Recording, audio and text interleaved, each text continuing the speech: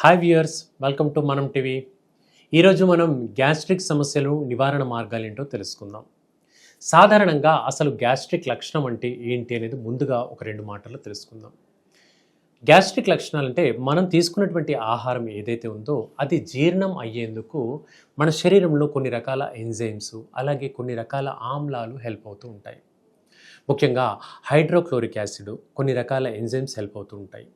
ఇవి మనం తీసుకునే ఆహారాన్ని డైజెషన్కి అనేది సక్రమంగా అయ్యేందుకు దోహదపడతాయి.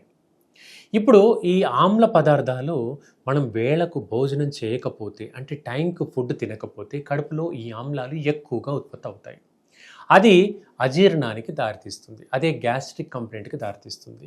గ్యాస్ట్రిక్ కంప్లైంట్ అంటే ఏంటంటే తేన్పులు అధికంగా రావడం, ముఖ్యంగా గొంతు ఈ భాగంలో విపరీతంగా నొప్పి కానీ మంట కానీ అనిపించడం, నోట్లో పుల్లగా నీళ్లు ఊరుతున్నట్టుగా అనిపించడము, అది మంటగా అనిపించము, ఛాతీ అంతా కూడా డిస్కంఫర్ట్గా ఉండడము, ఈ లక్షణాలు అధికంగా కనిపిస్తాయి.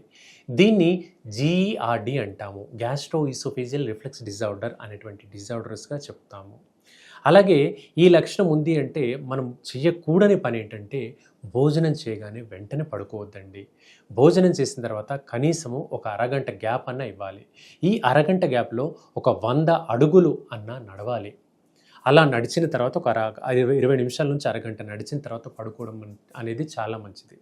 అలా చేస్తే మనం తీసుకున్నటువంటి ఆహారం అనేది పేగుల్లో నుంచి పైకి ఎగదన్నుకొని రాదు. సో దట్ గ్యాస్ట్రిక్ కంప్లైంట్ అనేది ఎక్కువగా ఉండదు. ఈ లక్షణం ఉండడం మూలంగా దగ్గు కూడా వచ్చేటువంటి ప్రమాదం ఉంటుంది. మనకు దగ్గు, శ్లేష్మం గొంతులో అడ్డుపడి కంటిన్యూస్గా దగ్గు వచ్చేటువంటి అవకాశం కూడా ఉంటుంది. ఇది రాకుండా మనకు టైంకి తిన్న తర్వాత ఒక అరగంట గ్యాప్ ఇవ్వడం అనేది ముఖ్యంగా తెలుసుకోండి.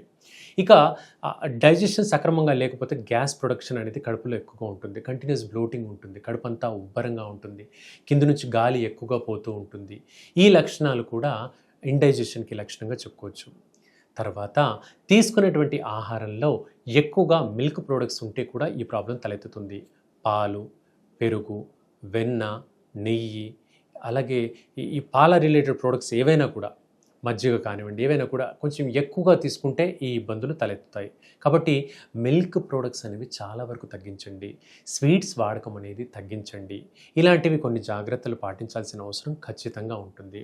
తర్వాత మీరు ఏవైనా మందులు వాడుతున్నట్లయితే బీపీకి కానీ షుగర్కి కానీ ఇతరత్ర మందులు వాడుతున్నట్లయితే ఆ మందులకు అనుకూలంగా దాన్ని న్యూట్రలైజ్ చేసేందుకు యాంటాసిడ్ మాత్ర డాక్టర్ గారు ఇస్తారు.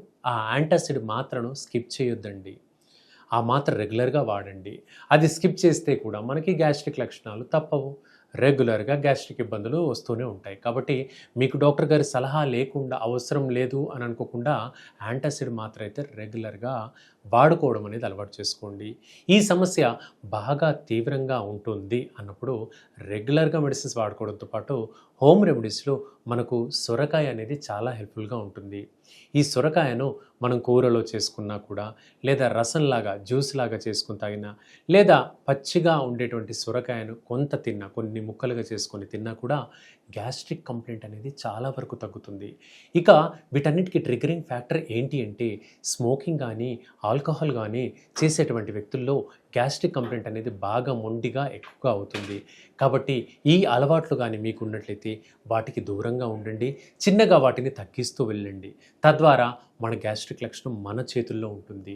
దీన్ని అశ్రద్ధ చేస్తే గ్యాస్ట్రిక్ అల్సర్స్ తలెత్తుతాయండి.